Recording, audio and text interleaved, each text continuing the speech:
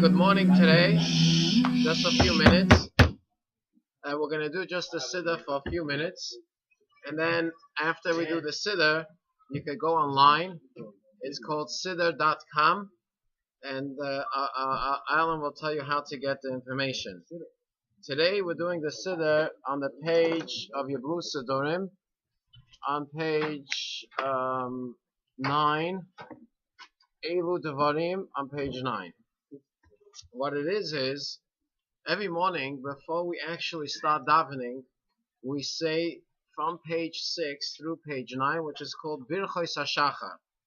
Birchos HaShachar is called the morning blessings, which add up to be like 21, 22 blessings, which you say whether you daven or you don't daven. It has nothing to do with davening. It's the fact that you get up in the morning, you say these blessings, thanking God that you could speak, thanking God that you could see, thanking God that you could walk, thanking God that He didn't make you a Gentile, thanking God He didn't make you a servant, thanking God He didn't make you all kinds of things, and that God took away the tiredness of your eyes. And the end paragraph is on page 9, which ends the whole Birchos HaShachar, which is Elu Dvarim. These are the things Shain lahem shir, which have no limitation to it, which is every mitzvah usually has a limitation. For example, tefillin you can only do by day. Shabbos is only once a week. Pesach is once a year. Mezuzah is only if you have a house. There's so many mitzvahs that have time. But these mitzvahs that he says on page 9 on the bottom, ein lahem shir. Ha-peah.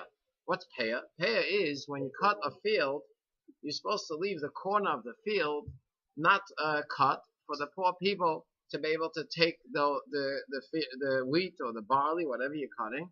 Now, how much do you have to leave for the corner? Does it have to be a certain amount?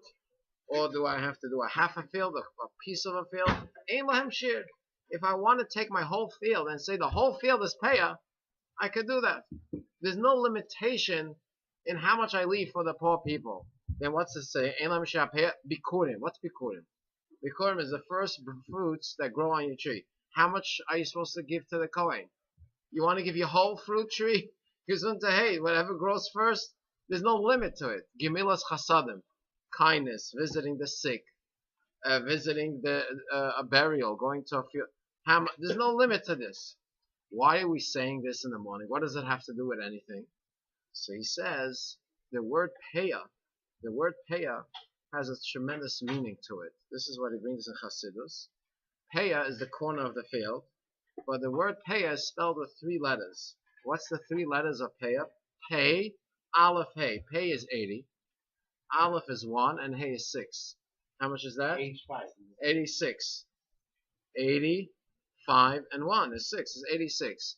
Hashem's name, Elohim, is also 86. Now we know the difference between the name Elohim and the name of Yud Kei Vav Kei. Elohim is judgment, is sternness, is limit.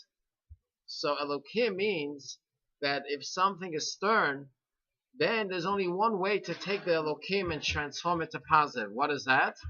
Peah. Peah is by giving tzedakah. When you give to the poor people, what happens is you take negative and you can transform it to positive. Because by giving tzedakah, by helping a poor person, you take now Elohim, which is sternness, which is judgment, which is justice, and you turn it around and you make it unlimited. Then now Elohim is also helping you. Then Bikurim. Interesting thing about Bikurim. Moshe Rabbeinu knew that the temple will be destroyed. He knew the Beis HaMikdash will be destroyed. So you know what he did? He asked Hashem, give me one mitzvah that this mitzvah will be instead of the Beis HaMikdash. What did they do every day in the Beis HaMikdash? They brought in the morning a sacrifice and in the afternoon. It was called Tamid Shel Shachar or Tamid Shel Bein HaArbayim. What could I do instead? You know what Hashem said? There's one mitzvah, Bikurim. When you give the first fruits of your labor to the Kohen, to Hashem, that is like bringing a sacrifice in the Beis HaMikdash, and it's like davening. Why? What's davening? Davening is you get up in the morning, and what's the first thing you do? The first fruits of your labor that you just got up in the morning, what do? You daven to Hashem.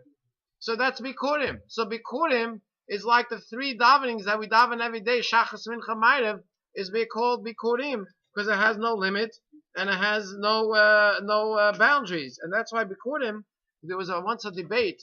When the previous Rabbi came to America, he had a debate with the great scholars in the Jewish schools. When should they learn the Jewish subjects, and when should they learn the secular subjects? What was this debate?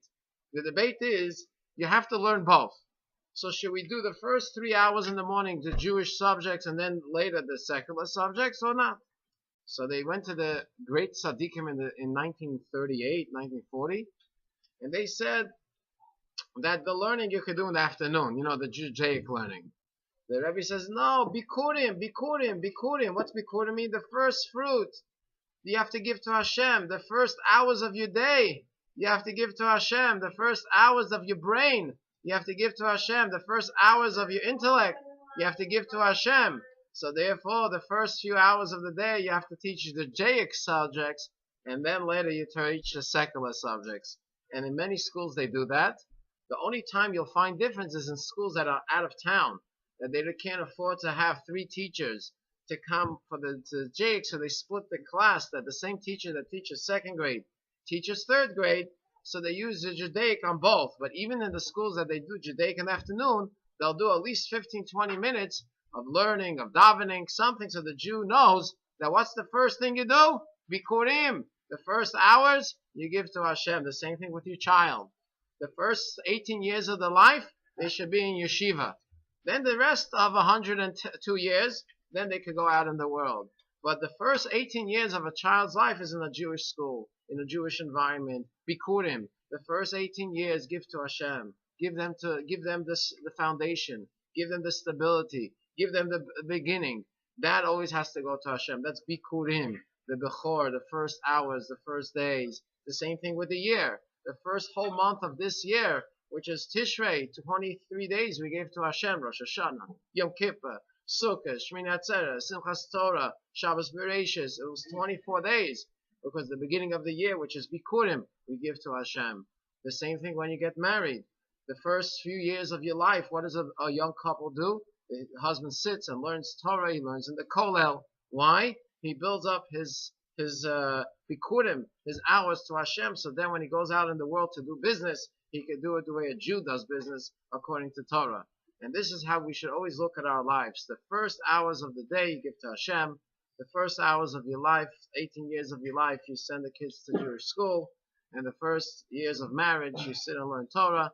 And through that, we'll have a beautiful life, and it won't be justice, it'll be mercy and